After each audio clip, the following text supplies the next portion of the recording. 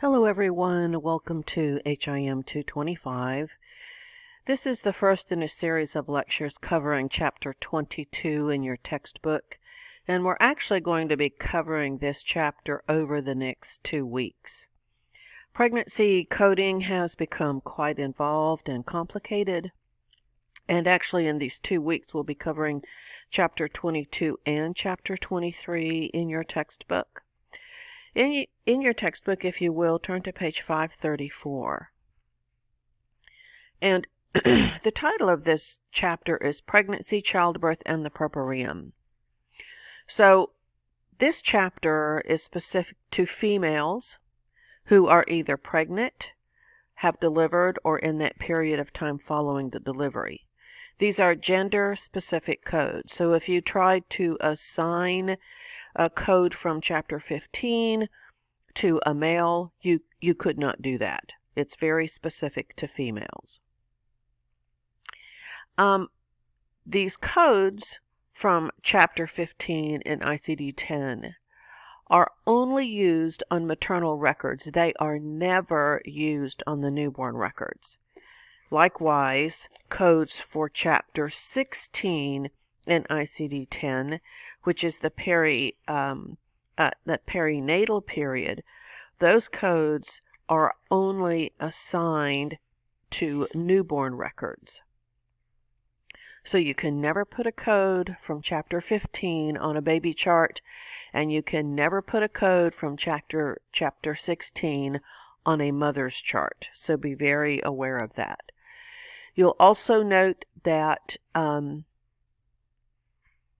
the trimesters are counted from the first day of the last menstrual period.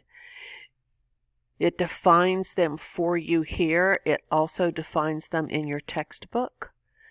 You'll see that you have an instructional note at the beginning of this category that tells you to use a code from category Z3A for the weeks of gestation, if it's known. There is an excludes note 1 here. Supervision of normal pregnancy. That code is Z34, and we will go over that guideline. And then we have an excludes note 2 for some additional conditions that could apply to this patient. When we're looking up codes for pregnancy, sometimes we'll look up a code and there will be a code that's specific to a maternal condition versus a code that is specific to a newborn condition. If we look at chapter 16, we can see that those codes actually begin with a P. The range of this code is P00 through P96. So if you're coding a maternal record and you come up with a P code, you have the wrong code. So do not assign any codes from chapter 16 to a maternal record. I want you to, as always, look at the abbreviations and acronyms that are at the beginning of this chapter, and then also look at the glossary definitions that are at the back of the chapter. Look at your homework assignment for this chapter, and the format for the lecture questions as well as the homework assignment are different than what you have done before. They have all been created for you as multiple choice questions. So when you're answering the questions for the lectures as well as the homework questions, you have a multiple choice question, and you'll choose the right answer based on that multiple choice question. I want you to go to page 544. And before you start listening to these lectures for chapter 22, I want you to go through and read this section on anatomy and physiology. Look at these common pregnancy definitions. Antepartum. One of the ways that I always remembered this was if you have ever played poker, you have to ante up, meaning you have to place your bet before you can play. So ante means before. so before delivery. In the classification system, we have codes, and they identify elderly obstetric patients, and any patient who's over 35 years old is considered to be an elderly obstetric patient. We cannot use the code for a normal newborn delivery for these patients. Gravid means pregnant, so anytime you see that term gravid, it means that the patient is pregnant. We also have a term for multigravida. We have a term multigravida, multiparity. This is a patient who has had 2 or more pregnancies. If you'll notice primigravida means that it is the first pregnancy.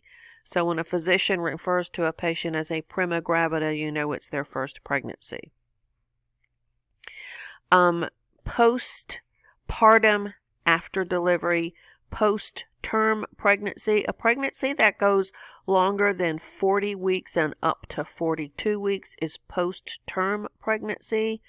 Prolonged pregnancy is a pregnancy that goes beyond 42 weeks. Puerperium, the time from delivery through the first 6 weeks postpartum.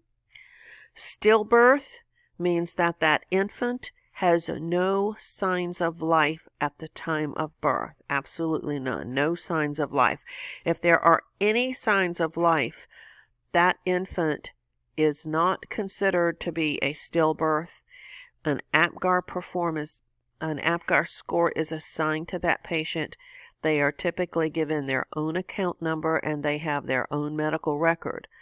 But if the infant is a stillborn, then all the information about that infant is included with the mother's record. When we're looking at these codes, you'll notice that this range of codes is 000 through 09A. In your textbook, you'll see at the very top of chapter 22, where it has the range of codes, it has an O, and then the zeros have slashes through them, so they kind of look like stop signs. You must be extremely careful when you're writing these codes. I would use this stop sign. This is what I do when I write these codes. I use an O, and then for my zeros, I put lines through them. You know, when you're typing an O versus a 0, they look different. And if you mean to type a 0, but you type an O, that code is wrong. So be very careful when you're writing the codes for this chapter. I want you to, let's go to page 546. Coding of pregnancy. You must read this before we start actually practicing coding. You need to be familiar with these terms. Many of the codes are broken down based on trimester, and then you also need to know which weeks fall into which trimesters. These are great opportunities for note cards. You have the different stages of labor on page 546 and 547. And I want you to notice on 547, all deliveries require an outcome of delivery code on the mother's record. The outcome of delivery describes the number of newborns that mother has and their status, whether or not they're live-born or stillborn. In the index, we go to the main term, outcome of delivery. And it's important to note that if a patient has a principal diagnosis code of 080, and we will go over this guideline, that you cannot use any other code from chapter 15, and we'll go over that in much more detail. Then I also want you to take a look at this last paragraph. It gives you some other main terms that you may need to use in the alphabetical index to find these pregnancy-related codes. Failure, laceration, puerperal, pregnancy, delivery, and outcome. So make sure that you put those on a note card as well. Your question for this lecture is from exercise 22-1 on page 548. I want you to answer questions 9, 11, and 13. And again, those are going to be set up as multiple choice questions for you. We're going to look at some of these codes. Now, the other thing that I want to mention, and we'll probably mention it several times, is that the classification system pretty much considers anything that an OB patient has as a complication of pregnancy. And so there will always be a pregnancy code that is designated as the principal diagnosis code, unless the physician specifically says that the condition is not complicating the pregnancy. And we'll look at some examples of those, but they're not too common. So I want you to notice that in the index we have pregnancy, single uterine, and it tells you see also delivery and puerperal. So this code Z33-1 is pregnancy state incidental. So let's say that a patient is seen for a condition that the patient documents is totally unrelated to the pregnancy. Z33.1 would be assigned in addition to that code.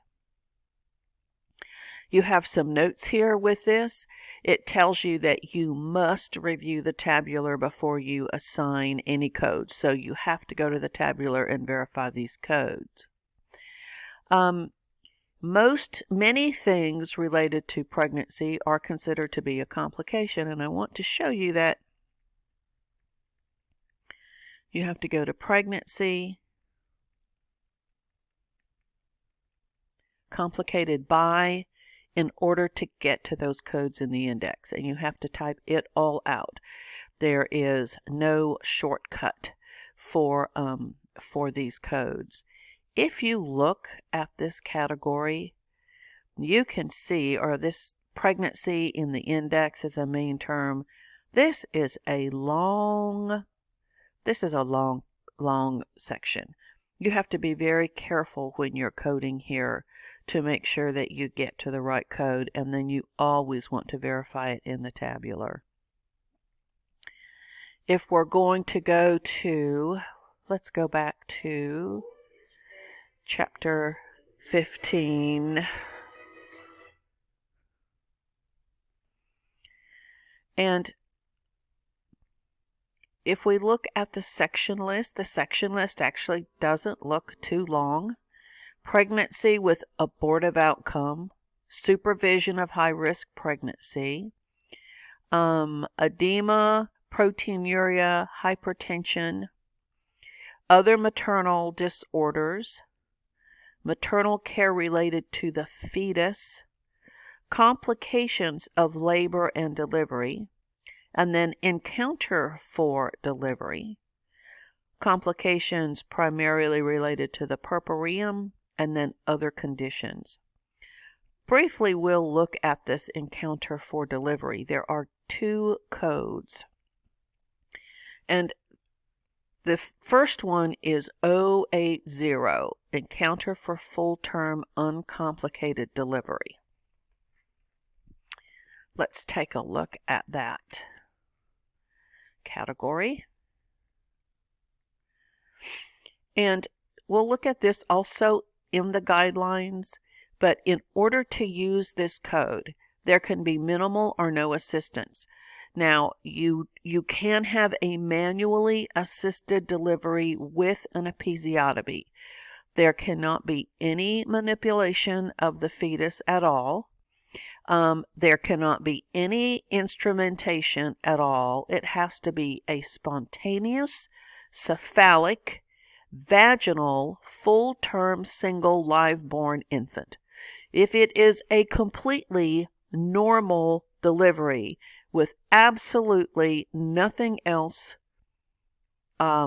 involved in that delivery, then and only then can we use the code 080, and then we have to apply as well the outcome of delivery code. That's going to conclude this first lecture for Chapter 22.